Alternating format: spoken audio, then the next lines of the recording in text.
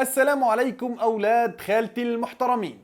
قبل ما نبلش بالحلقة بحب أكد إنه المشكلة اللي حصلت هي مشكلة مش مع شخص الدحيح، بل مع المنصة اللي عم تنتج برنامجه. الرجل طلع بيان ووضح فيه القصة، والرسالة اللي أكد عليها الجميع هي رفض التعاون مع أي جهة تمارس التطبيع. صوتكم أنتو أجبر مؤسسة إماراتية حكومية على حذف منشورات والتبرؤ من مشاريع تطبيعية انبثقت وتعاونت معها خلال أقل من 48 ساعة. ففعلا أنتم بتفاعلكم وتغريداتكم ومنشوراتكم ولايكاتكم بتستحقوا لقب حراس البوابة والرقاب القادم.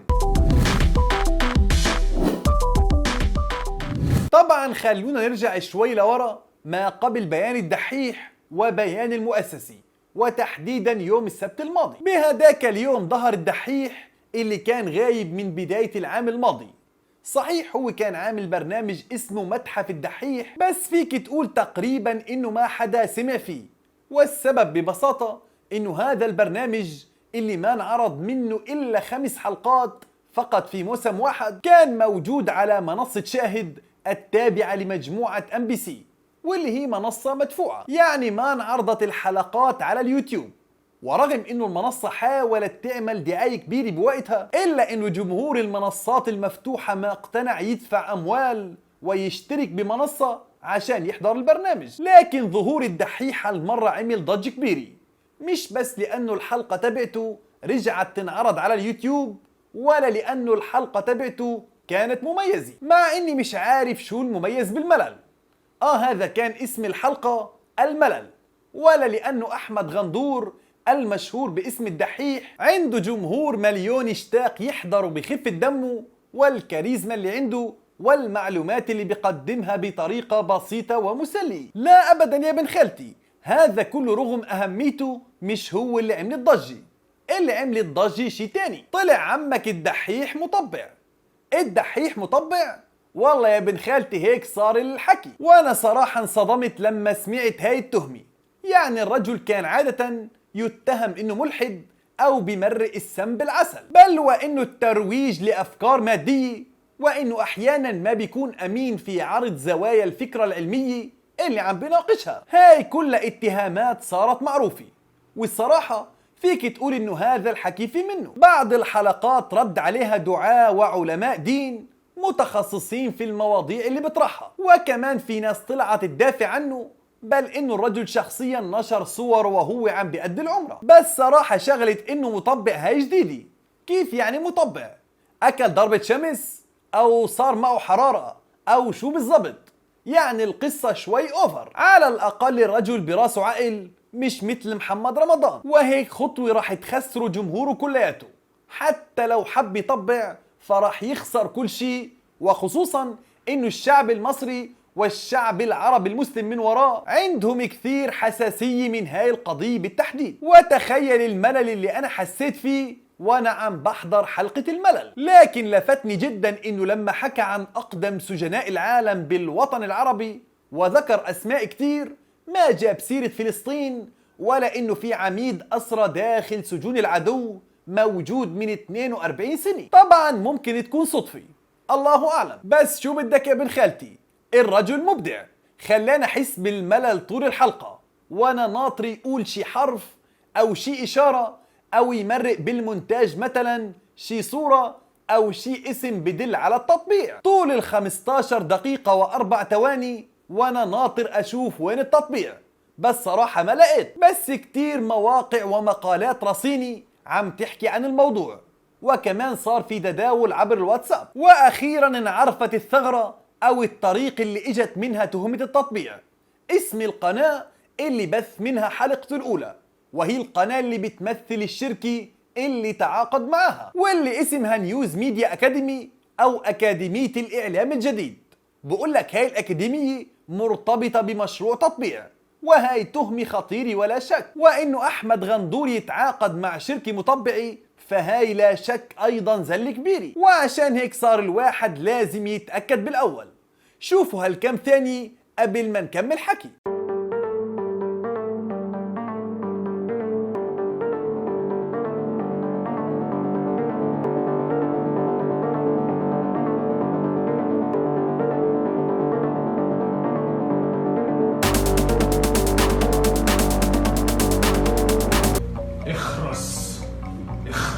لما الواحد يسمع اسم حاكم إمارة دبي محمد بن راشد أكيد رح ينقز إنه شو بدك أكثر من هيك دليل. الرجل مش بس مطبع، هذا حتى الصهاينة مستغربين من كثر التطبيع تبعه. فكيف لما يرعى افتتاح أكاديمية في دبي فأكيد هيك أكاديمية لازم تكون مطبعة. واللي بدقق رح ينتبه إنه في اسمين تم التركيز عليهم، هن نصير ياسين اللي وصفوا التقرير إنه إسرائيلي، وبليكي اللي انقال إنه يترأس فريق التدريب.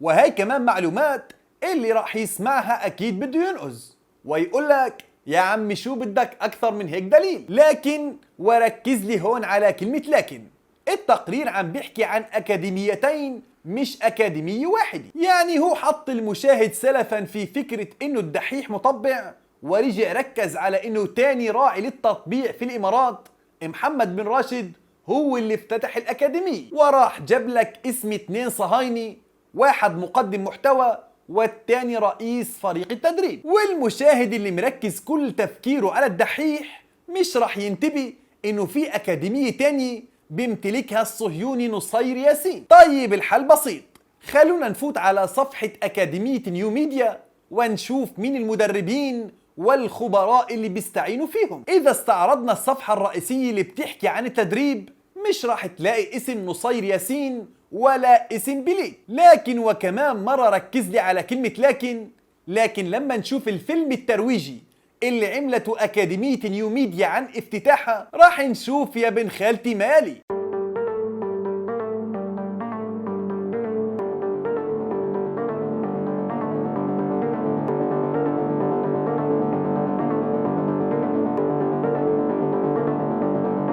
واضح انه نصير ياسين موجود بين صناع المحتوى، والأكاديمية بتعترف بشكل رسمي بوجوده ضمن فيديو الترويج اللي هي عملته عن حالها. وهون عزيزي المشاهد بيجي السؤال، مين هو نصير ياسين وشو قصته؟ نصير ياسين باختصار هو شاب فلسطيني من مدينة الخليل يحمل الجنسية الصهيونية، واشتهر انه كان متفوق في دراسته لدرجة انه حصل على منحة من اعرق الجامعات الامريكية وتخصص في الإعلام الإلكتروني. وبعد تخرجه اشتغل لمدة سنة واحدة فقط في شركة تكنولوجيا، وبعدها ترك الوظيفة اللي كانت بتطلع له 120 ألف دولار سنويا. وقرر هذا البني آدم يحمل كاميرا ويطوف بلاد العالم ويقدم محتوى سياحي لجمهوره اللي وصل لقرابة 17 مليون متابع. والمحتوى كان عبارة عن دقيقة واحدة فقط تبث يوميا طبعا، وبتظهر معاه صاحبيته الصهيونية في معظم المقاطع. ورغم انه ما بيقدم محتوى سياسي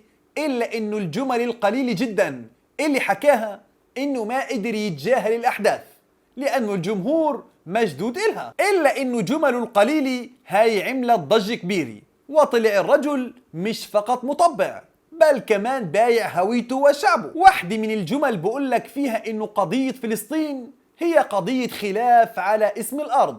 ولك بالله عليك يعني ما تكون مفكر 2 تزوجوا وإجاهم ولد ومتخانقين شو بدي يسموا الصبي. وأكثر من مرة طلع بفيديوهات من داخل الأرض المحتلة بيحكي فيها عن المستعمرين الكيوت والعسل واللي بيجننوا. وهاي المواقف الكندرائية قومت كل الدنيا عليه إنه مش بس متبري من قضيتك وناسك بل كمان داير عم بتروج لإلهم. هذا الكائن العكروت اللي شافت في دبي والإمارات عز الطلب، وإنه هذا شاب فلسطيني وبيدعم التطبيع بالكامل، وكمان شاطر بالتكنولوجيا وخصوصا مخاطبة الجماهير والتأثير في الرأي العام. فشو بدنا أحسن من هيك؟ وخصوصا إنه هيك كائن أهم شي عنده إنه يسكن في الأوتيلات هو وصاحبيته الصهيونية وببلاش. فراحوا عاملين معاه أكاديمية ناس ميديا اللي طرحت مشروع طموح إنه تدرب 80 شاب وصبية على صناعة المحتوى على هاي الشكل، شاكلة المطبعين الجدد. وأخطر ما في الموضوع إنه هدول مش مهتمين بالكبار ولا حتى بالشباب، بل بيركزوا كل الاهتمام على المراهقين تحديدا، وبيقدموا لهم محتوى هو أقرب إلى عالم الخيال واللي كل شاب بأول طلعته بيحلم يعيش فيه. وبهذا العالم الخيالي بيطلع الكيان الصهيوني واحة من الأحلام والسلام والتقدم الثقافي بمشاهد يا بن خالتي اللي بيشوفها بظن بريئة وعادية، أو على الأقل إنها وجهة نظر. ووصلت خطورة الموضوع إنه حركة مقاطعة الكيان الصهيوني المعروف عالميا باسم BDS إنه تطلع بيان رسمي وتحذر فيه. وقال البيان يهدف برنامج ناس ميديا القادم إلى تدريب 80 صانع محتوى عربي من خلال أكاديمية ناس التي تضم إسرائيليين من ضمن طاقم الإشراف والتدريب الذي يرأسه الإسرائيلي بيلك، وبتمويل من أكاديمية نيو ميديا الإماراتية التي أنشأها محمد بن راشد قبل شهرين. وهيك عزيزي المشاهد صارت الأمور مرتبطة ببعض. الدحيح عمل عقد مع أكاديمية نيو ميديا اللي بيشتغل فيها المطبع الكندرة نصير ياسين، واللي بيمولها وأنشأها محمد بن راشد. طيب وليش الدحيح عمل كل هاي الضجة؟ القصة مستاهلة يعني؟ خلونا نحكي بالأرقام. شيماء الحديدي نشرت في عربي بوست تقرير بيّنت فيه بالأرقام مدى تأثير برنامج الدحيح، ووصلت بآخره لخلاصة بتقول حلقة واحدة من برنامج اليوتيوبر المصري حققت في يوم أكثر من ربع ما حققته القناة كاملا في عام واحد. ولما أي شخص بيشترك في قناة أكاديمية نيو ميديا على اليوتيوب عشان يوصل لبرنامج الدحيح، فهو بطريقة تلقائية رح توصل كل برامج القناة ومش برنامج الدحيح لحاله، وهذا بحد ذاته مكسب للقناة.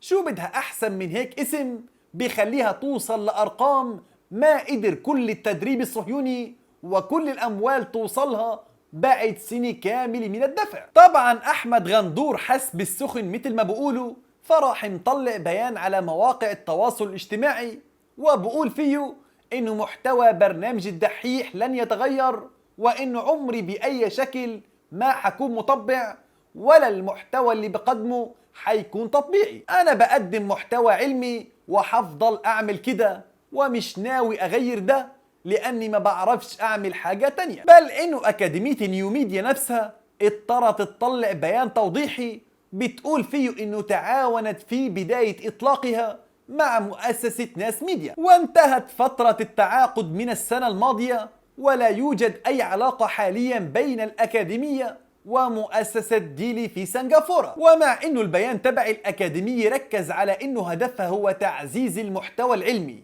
باللغة العربية، بس ما فتحت تمها بحرف عن التطبيع والمطبعين. بعتقد هيك الموضوع صار واضح جدا.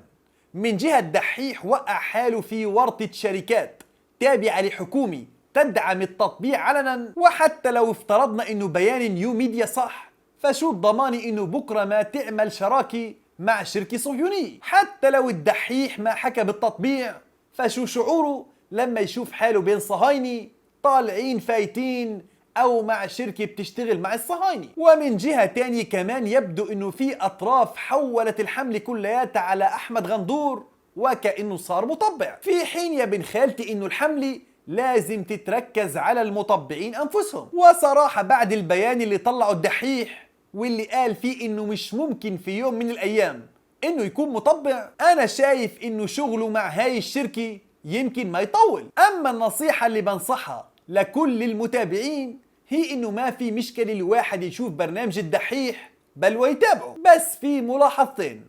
الاولى انه في مواضيع بيحكي فيها بتكون حساسة جدا وبدها الواحد يكون مصحصح، خاصة بما يتعلق باشياء تمس مسلمات الاسلام. اما الثاني انه ما حدا يشترك بقناة اكاديمية نيو ميديا عشان ما يوصلك اي انتاج من برامجها. بس هيك، والسلام عليكم ورحمة الله تعالى وبركاته.